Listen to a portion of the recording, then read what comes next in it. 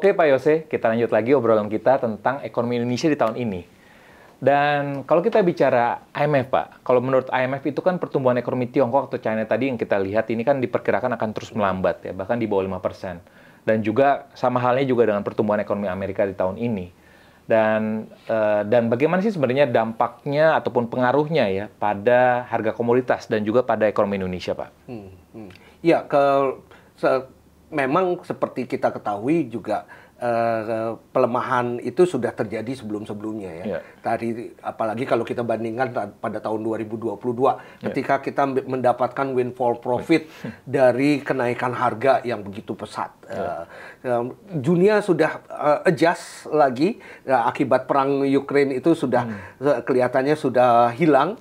Sehingga kemudian yang ada itu bukan lagi permasalahan dengan supply-nya atau permasalahan dengan uncertainty-nya yang sekarang ini terutama untuk komoditas memang adanya pelemahan di dalam demand itu sendiri. Dari demand side-nya itu sendiri juga sudah melemah. Dan ketika ini ditambahkan lagi dengan uncertainty yang datang dari perang dagang, dari situasi geopolitik, kemungkinan besar pelemahan ini masih akan terus berlanjut. Ya. Paling tidak untuk beberapa produk-produk yang memang menjadi komoditas dari Indonesia sendiri, komoditas utama Indonesia. Jadi kita nggak lagi bisa mengharapkan windfall profit yang seperti pada tahun 2022 ataupun di 2023 kemarin ini. Ke depan-depannya akan semakin harga-harganya mungkin juga akan makin melemah. Dan kita ketahui bahwa ketika harga komoditas itu menurun, Indonesia cenderung juga tidak lagi mampu mempunyai pertumbuhan ekonomi yang cukup kuat, yang lebih dari sebelumnya. Ya. Ada korelasi negatif yang cukup kuat antara kedua hal tersebut, pertumbuhan ekonomi dengan harga-harga komoditas. Korelasi positif sebenarnya. Jadi ketika turun, itu biasanya tendensinya pertumbuhan ekonomi kita agak melemah juga. Jadi kita juga melihat hal yang sama Pak. Dari Peers sendiri juga melihat yang sama bahwa, dari Permata sendiri juga melihat yang sama bahwa memang di tahun ini pun juga kami melihat bahwa harga komoditas pun juga akan terus mengalami penurunan dan juga normalisasi. Dan ini pun juga akan berdampak juga kepada kinerja ekspor kita di tahun ini. Dan mungkin kita akan melangkah sedikit ke negara tetangga kita. Tadi Pak Yose sudah menyampaikan ada salah satu negara Vietnam ya. Dan kita tahu bahwa Vietnam ini sudah menjadi salah satu contoh sukses lah ya. Pertumbuhan ekonomi sangat tinggi. Tapi selain Vietnam juga ada Filipina, ada juga India Pak. Pertumbuhan ekonominya di atas 6% Pak. Kira-kira apa sih Pak key suksesnya dari negara-negara tersebut dan apakah Indonesia bisa meniru Pak ketiga negara tersebut? Ya, negara-negara ini sebenarnya adalah negara-negara yang memang sebenarnya sama juga dengan Indonesia. Basisnya adalah ekspor oriented. Ya, Indonesia pun juga seperti itu pada tahun 80-an, tahun 90-an, terutama sebelum krisis ekonomi. Dan ekspor dijadikan semacam basis untuk perkembangan perekonomian lebih lanjut. Ini terjadi di banyak negara di Asia Pasifik sebenarnya. Bukan cuma Vietnam, tetapi juga Tiongkok dan juga negara-negara Asia Tenggara lainnya. Nah, permasalahannya ketika kita juga ingin menjadikan negara kita untuk berorientasi ekspor tadi, kita terkendala dengan berbagai macam hal. Salah satunya adalah keterbukaan ekonomi kita, Indonesia sendiri. Kalau kita lihat bagaimana negara-negara lainnya di kawasan ini seperti Vietnam, bahkan juga seperti Tiongkok gitu ya, keterbukaan ekonominya di atas Indonesia. Itu kelihatannya menjadi salah satu hal penting yang kadang-kadang kita sering lupakan bahwa ketika kita mau mengekspor lebih besar lagi, kita perlu mengimport lebih besar lagi. Kita di Indonesia ini kita maunya ekspornya setinggi-tingginya, tetapi importnya serendah-rendahnya. Nah ini jadi satu paradigma dasar yang mungkin menjadi tidak terlalu sesuai dengan hal tersebut. Jadi keterbukaan ekonomi merupakan salah satu faktornya. Yang lainnya adalah bahwa kita juga untuk menjalankan perekonomian tadi, pertumbuhan ekonomi yang lebih baik, kita membutuhkan modal.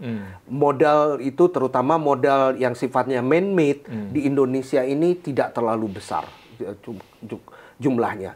Kita jauh di bawah dari Malaysia misalnya, kita di bawah dari Singapura tentunya ya, man-made capital itu, yang biasa kita sebut dengan investasi.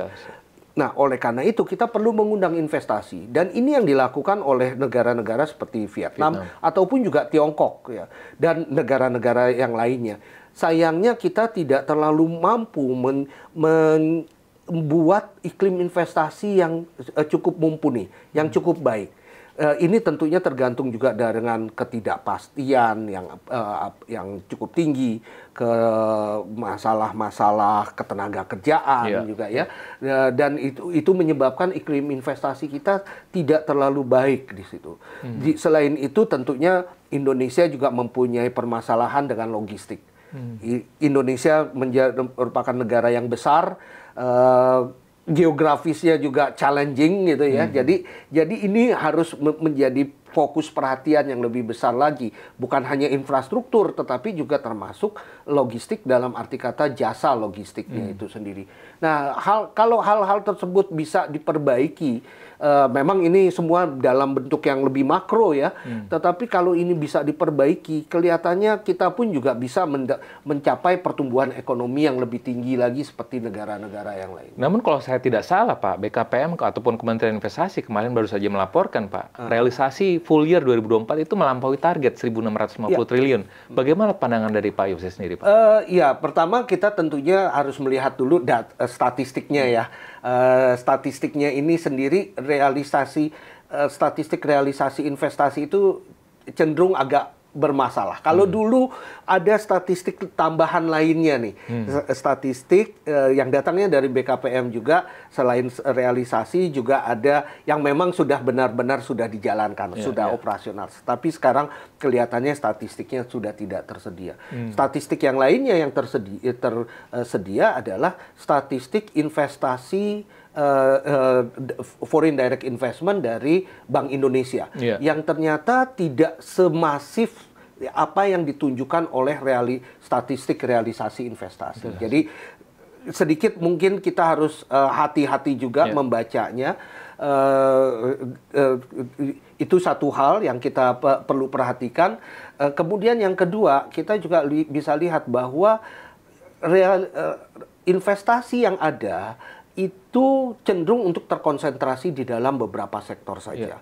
Hampir sekitar 35% data statistik investasi dari BKPM memperlihatkan bahwa investasi yang masuk ini hanya fokus kepada entah itu pengolahan metal, pengolahan termasuk nikel misalnya, lalu juga beberapa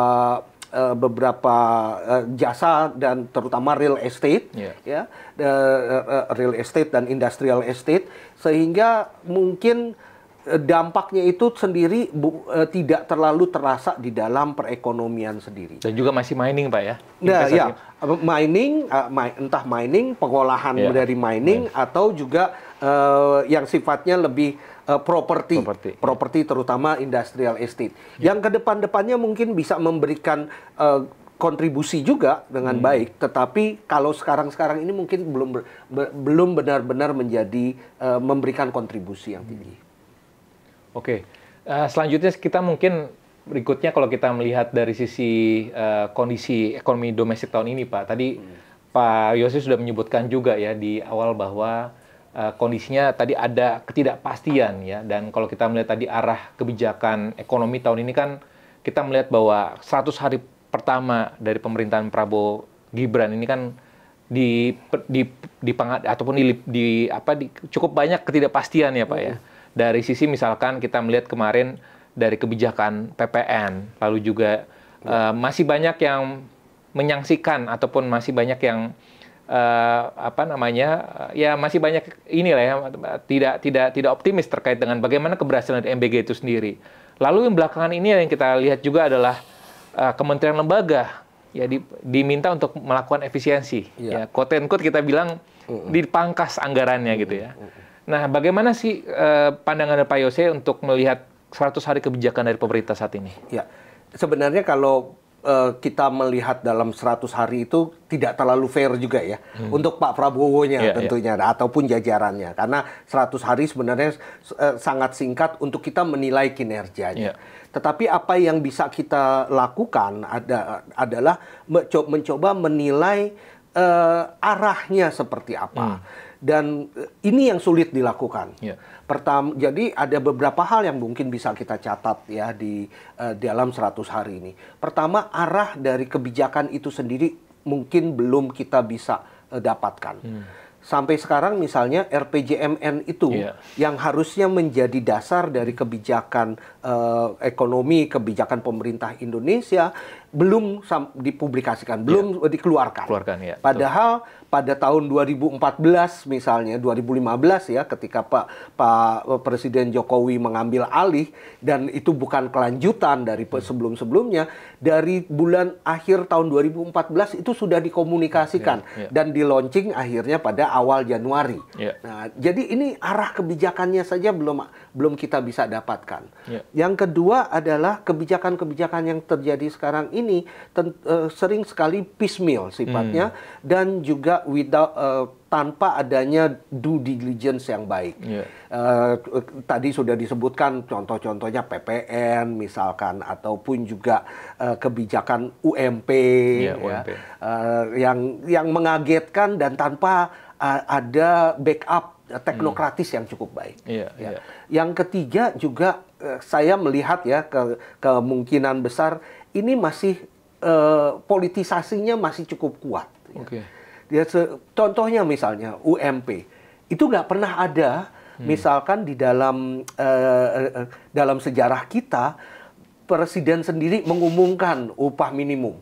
Nah, ini jadinya mengundang tanda tanya.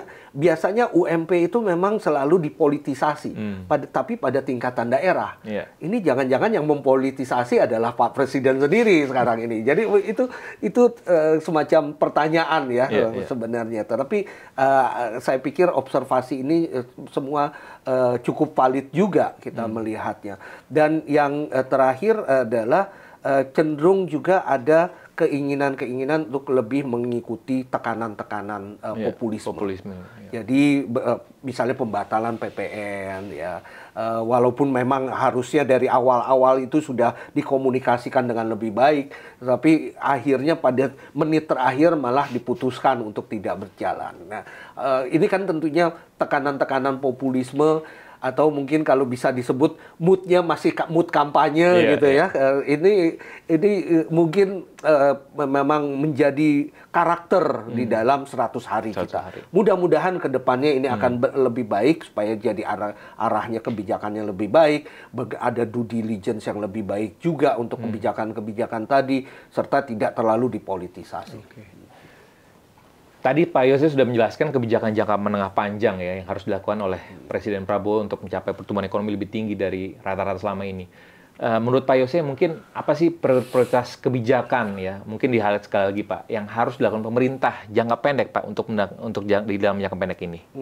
Yang saya pikir yang paling penting dalam jangka pendek ini ya, walaupun dampaknya itu sebenarnya jangka panjang juga, kita nggak bisa membuat satu kebijakan yang langsung mempunyai dampak saat ini juga. Yang penting sekarang ini adalah bagaimana meningkatkan kepercayaan dari dunia usaha dan dari masyarakat. Terutama juga dengan adanya berbagai kasus-kasus yang tadi juga kita sudah bahas, itu menurunkan confidence dari dunia usaha dan juga dari masyarakat. Jadi bagaimana kemudian kebijakan yang ada itu memberikan kepastian tadi. Salah satu yang bisa dilakukan adalah dengan memperbaiki sekali lagi iklim investasi. Contohnya adalah dengan lebih cepat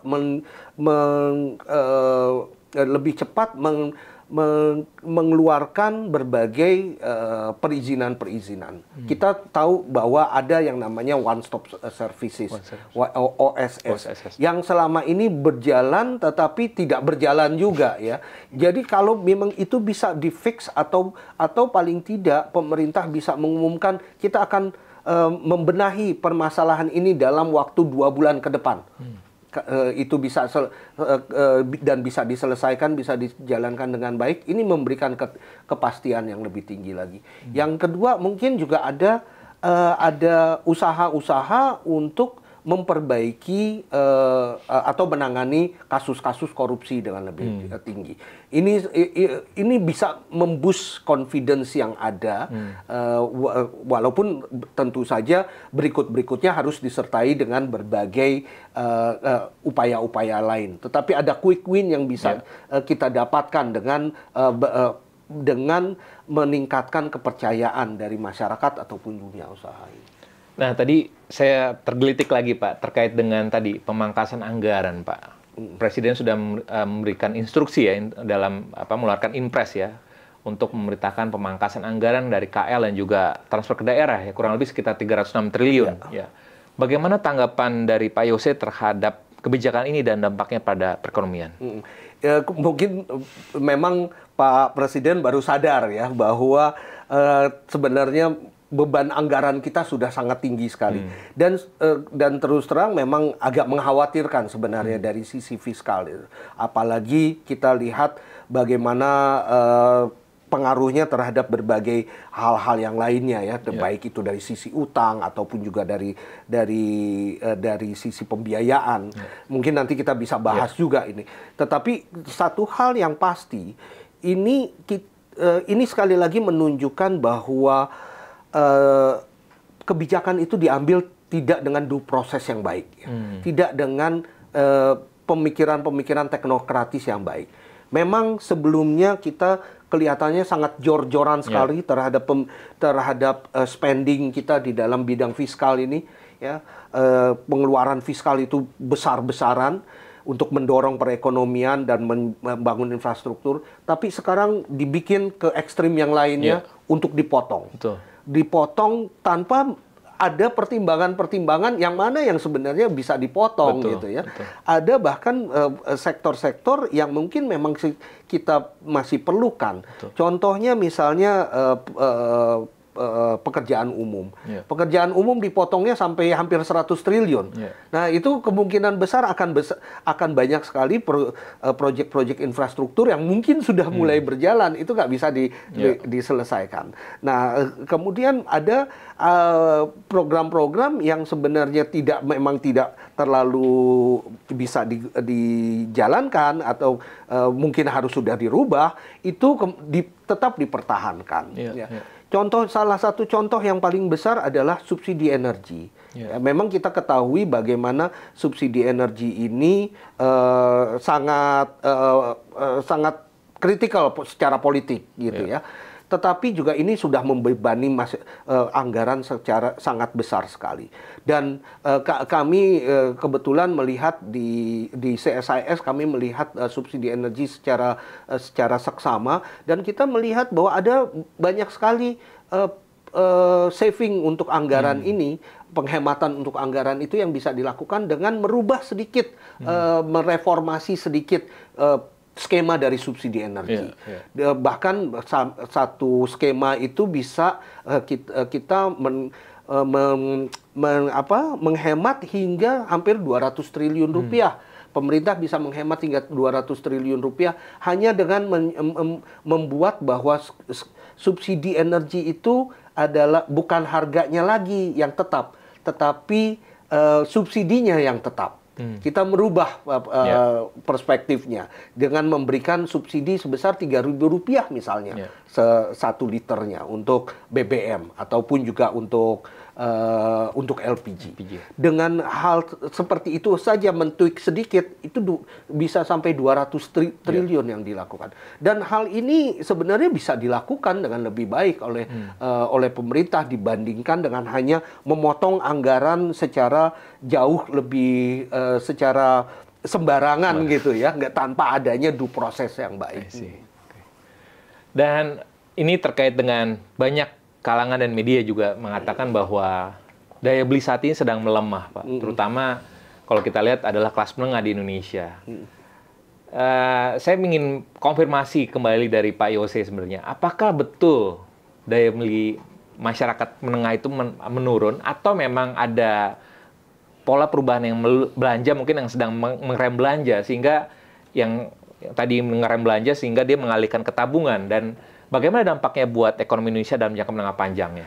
Ya, kalau kita lihat dari sisi makronya dulu ya, memang ada penurunan kelas menengah yang dengan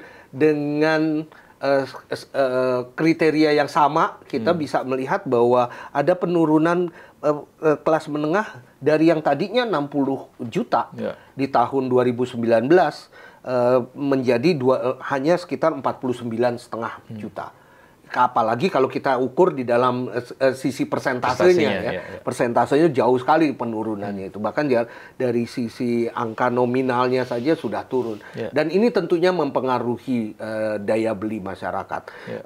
Dan daya beli masyarakat tersebut kemudian juga dipengaruhi di dalam kondisi short term ini, di mana ketidakpastian itu terus meningkat, dan kita bisa lihat juga bagaimana orang sudah mulai bukan hanya kelas menengah nih sebenarnya atau bahkan kelas bawah ya yang memang sudah menjerit dan mengurangi konsumsinya. Kita bisa lihat juga ada kecenderungan untuk yang bahkan di tingkatan yang lebih atas pun sudah mulai ada gejala-gejala untuk makan tabungan katanya. Mantap. Istilahnya makan tabungan seperti itu, dan ini yang tentunya agak mengkhawatirkan. Masyarakat juga pertama tentu masyarakat akan menjadi lebih hati-hati lagi untuk melakukan spendingnya. Dan padahal kita ketahui di tingkat dunia ketidakpastian itu makin tinggi dan kita harus lebih rely kepada domestic market kita, domestic ekonomi kita. Tapi kalau di domestic ekonominya juga bermasalah dengan adanya ketidakpastian yang cukup tinggi, serta juga bukan cuma ketidakpastian tetapi juga ketidakpercayaan terhadap kondisi ekonomi. Nah, ini yang akan menjadi permasalahan yang besar. Lalu kemarin tuh kalau kita mendengar pidato pelantikan presiden, ini presiden menyampaikan bahwa ada sejumlah target ambisius Pak terkait dengan swasembada pangan, lalu juga swasembada energi. Bagaimana pandangan dari Pak Yose ya terkait dengan target tersebut? Apakah itu bisa terrealisasi, khususnya tadi kita bicara swasembada energi dan juga pangan ya, apakah itu bisa dengan tadi kondisi fiskal kita yang terbatas, lalu juga apakah dengan strategi pembiayaan yang ada kita bisa mencapai target tersebut? Ya, kalau sebenarnya ini kan narasi besar ya, dan narasi besar tersebut mengenai swasembada pangan dan swasembada energi itu harus diterjemahkan kepada hal-hal yang memang bisa dijalankan. Kalau masalahnya ketika kita bicara tentang swasembada pangan dan swasembada energi, ini basisnya akhirnya kemudian diinterpretasikan bahwa semuanya harus diproduksi di Indonesia. Ya. Padahal ya nggak mungkin juga kita memproduksi di Indonesia semuanya. Misalnya kedelai saja, ketika kita bicara pangan, kedelai saja kita tidak mempunyai iklim yang memang cukup baik untuk memproduksi kedelai dengan secara kompetitif. Begitu juga bawang putih misalkan. Nah, kalau ini semua mau kita swasembadakan, tentunya akan besar sekali biayanya. Dan masalahnya ketika kita bicara tentang swasembada pangan, kita melihatnya bukan secara makro juga, bukan secara komprehensif. Karena kalau kita lihat secara neraca pangan kita sebenarnya sudah surplus. Neraca pangan kita surplus, produksi kita banyak yang sudah surplus semua kok. Kita mungkin jadi produsen terbesar di palm oil gitu ya, minyak goreng juga. Tapi kita juga pengen semuanya diproduksi di Indonesia. Akhirnya kemungkinan yang terjadi itu adalah kita kehilangan kesempatan-kesempatan yang seharusnya kita bisa kejar untuk menjadikan pangan kita ini menjadi lebih kuat ya, dengan fokus kepada daya saing kita, dengan fokus kepada comparative advantage kita, ya, dibandingkan dengan hanya mengejar berbagai produk-produk yang mungkin sulit untuk dilakukan, untuk dijalankan. Begitu juga dengan energi. Saya pikir ketika kita bicara tentang ketahanan energi, itu tidak semata-mata hanya swasembada energi. Kita juga harus melihatnya bahwa energi itu juga harus bisa sifatnya lebih efisien, penggunaannya lebih efisien. Kemudian juga tentunya harus mendukung transisi energi. Ada satu kasus sebenarnya ya yang sangat menurut saya sangat menarik ketika kita bicara ketahanan energi ini. Bagaimana Eropa itu berubah dalam waktu 3 tahun belakangan ini dari ketergantungan energi yang begitu besarnya kepada Rusia akibat dari perang Ukraina, mereka berubah mempunyai ketahanan energi yang lebih besar dengan melakukan transisi energi. Saat ini sekitar 26% dari energi mereka diproduksi oleh energi baru dan terbarukan, yang dimana ini artinya lebih bisa diproduksi sendiri, mendukung ketahanan energi mereka. Ya. Jadi nanti bahkan tahun 2030 mereka merencanakan bisa sampai 40% itu diproduksi dari EBT, dan artinya juga diproduksi secara lokal. Jadi kalau kita memang mau mendorong ketahanan energi, kita harus juga mau melakukan transisi energi dengan lebih serius. Kita ketahui sekarang ini produksi minyak kita dengan konsumsi minyak kita itu gapnya itu sangat besar sekali. Gapnya mungkin hingga 1 juta barel, hampir 1 juta barel per hari antara produksi dengan konsumsi. Gimana kita bisa bicara tentang ketahanan energi kalau kondisinya seperti itu? Yang ada artinya energi kita atau ketergantungan kita terhadap BBM, ketergantungan kita terhadap minyak, itu harus kita kurangi dengan beralih kepada energi baru dan terbarukan yang bisa diproduksi di dalam negeri sendiri. Baik. Oke, terakhir Pak Yose, ini terkait dengan segala tantangan yang ada saat ini, bagaimana menurut Pak Yose dari sisi kacamata dunia usaha, Pak? Bagaimana langkah-langkah yang harus dihadapi ataupun strategi apa yang mungkin harus diambil ya dari sisi pelaku usaha untuk bisa menavigasi tantangan-tantangan baik dari global tadi dan juga dari sisi domestiknya. Ya, buat pelaku usaha memang pelik sekali jadinya ya. Kalau kita bicara dengan teman-teman di Apindo misalnya, mereka sudah sangat kesulitan sekali. Tapi saya pikir yang harus dilakukan adalah tentunya membuat inefisiensi dari segala bidang, juga tetap mencari berbagai opportunities. Ya, seperti kita sudah bahas juga, ini kan adanya perang dagang di antara Tiongkok dengan Amerika Serikat ataupun juga dengan negara-negara lain, itu membuka peluang juga untuk realokasi. Dan itu semua harus bisa dimanfaatkan. Dan ini hanya bisa terjadi kalau dunia usahanya masih tetap optimis, masih tetap mau menjalankan berbagai ekspansi yang mereka mungkin lakukan bersama-sama dengan menarik berbagai peluang-peluang yang datangnya dari luar negeri tadi. Kemudian tentunya satu hal lagi, dunia usaha juga harus terus mempunyai suara untuk memperbaiki perekonomian. Karena kadang-kadang dunia usaha itu mempunyai leverage yang lebih tinggi ya dibandingkan dengan pihak-pihak lainnya, terutama dari masyarakat untuk memperbaiki kebijakan-kebijakan ini. Dengan adanya